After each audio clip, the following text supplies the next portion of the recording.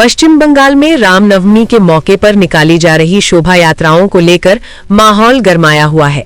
एक और जहां भगवा झंडों के साथ जय श्री राम के नारे गूंज रहे हैं, वहीं कुछ जगहों पर लोगों के हाथों में लाठी डंडे, तलवार और अन्य हथियार भी देखे गए हैं, जिससे प्रशासन की चिंता बढ़ गई है। आज हावड़ा में रामनवमी के अवसर पर 2 बड़े जुलूस निकाले जाने हैं। पहला जुलूस अंजनी पुत्र सेना द्वारा सुबह 8:30 से दोपहर 1 बजे तक निकाला जाएगा, जबकि दूसरा जुलूस विश्व हिंदू परिषद द्वारा दोपहर 3 बजे से शाम 6 बजे तक आयोजित किया जाएगा। 2 शोभा यात्राएं निकलेंगी यहाँ पर शिवपुर बी गार्डन इलाके से, और एक बी गार्डन से निकलेंगी जो कि बीएचपी की है, दूसरी है अंजनी पुत्र सेना जो है यहाँ से आपका काजीपाड़ा से निकलेगी। और दोनों को कवर अप करने के लिए हमने पुख्ता इंतजाम किया हुआ है। बाहर से भी सीनियर ऑफिसर्स का डिप्लॉयमेंट यहाँ पर है। करीब हम लोग 2 DIG रैंक के ऑफिसर और SP रैंक के ऑफिसर हम लोग यहाँ रहेंगे, स्वयं रहेंगे, और आगे से हम लोगों ने पूरे इलाके का निरीक्षण कर लिया है। ड्रोन आदि का इस्तेमाल किया गया और आशा करते हैं इस बार कोई समस्या नहीं होगी। इन शोभा यात्राओं को लेकर कलकत्ता हाई कोर्ट ने सख्त निर्देश जारी किए हैं। अदालत ने स्पष्ट कहा है कि जुलूस में किसी भी प्रकार के हथियारों का प्रदर्शन नहीं किया जाएगा। साथ ही अधिकतम 500 लोगों की ही अनुमति होगी और डीजे की जगह छोटे स्पीकर के इस्तेमाल की इजाजत दी गई है। हालांकि इन निर्देशों की अनदेखी के संकेत देर रात ही देखने को मिले, जब हावड़ा के बानीपुर इलाके में निकली करीब 8 किलोमीटर लंबी शोभा यात्रा में बड़ी संख्या में लोग शामिल हुए। इस दौरान कुछ लोगों के हाथों में लाठी डंडे और अन्य हथियार भी नजर आए।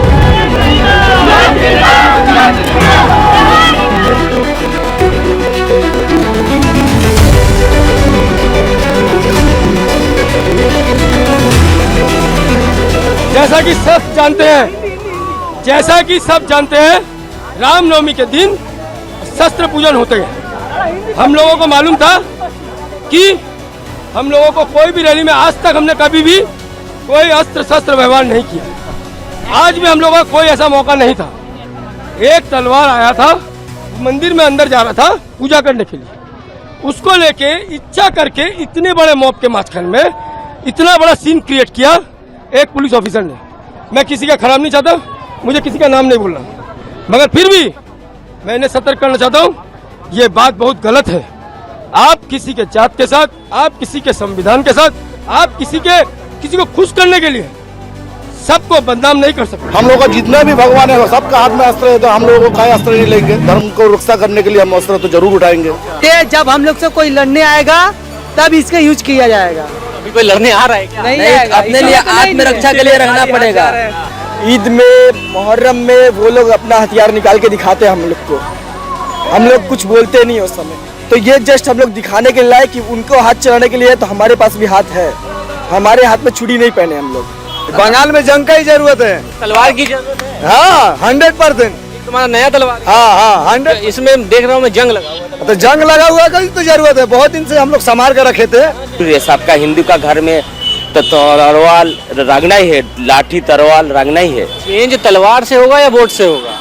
सब कुछ चाहिए, सब कुछ। स्थिति को देखते हुए प्रशासन पूरी तरह अलर्ट है। शोभा यात्रा के दौरान चप्पे चप्पे पर पुलिस और केंद्रीय बल तैनात किए गए हैं, क्योंकि चुनावी माहौल के बीच किसी भी तरह की हिंसा की आशंका जताई जा रही है। इधर इस मुद्दे पर सियासत भी तेज हो गई है।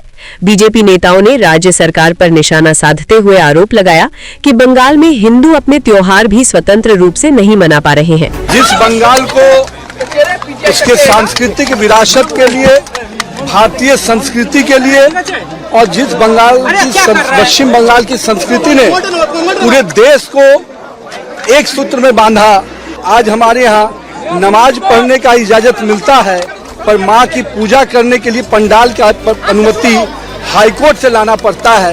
ये दुर्भाग्य है, और माँ का आशीर्वाद मिलेगा तो निश्चित रूप से हम सभी निश्चित रूप से एक सोनार बंगाल, अपना पश्चिम बंगाल को विकसित बंगाल बनाने का आशीर्वाद माँ से मांगा। वहीं मुख्यमंत्री ममता बनर्जी ने बीजेपी पर पलटवार करते हुए उसे धोखेबाज पार्टी बताया और मंदिरों के मुद्दे पर भी सवाल उठाए। मंदिर तोड़ा था आपने, दिल्ली का काली मंदिर कौन तोड़ा था?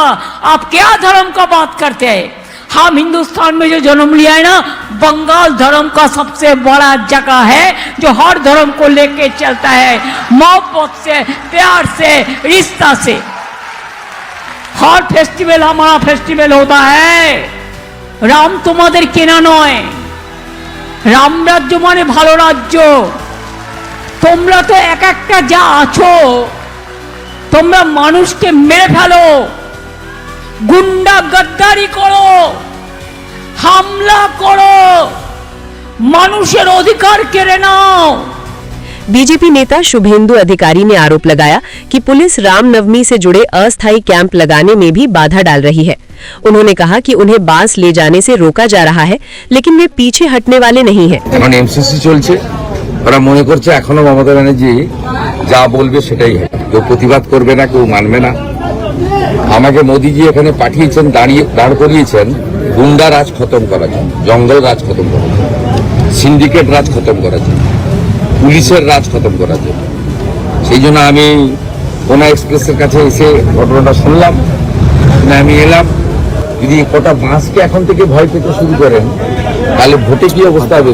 এখন তো অনেক বাকি, 29 এপ্রিল ভোট, 30 দিনেরও বেশি সময়। कुल मिलाकर बंगाल में चुनावी माहौल के बीच रामनवमी पर आस्था और सियासत दोनों अपने चरम पर हैं।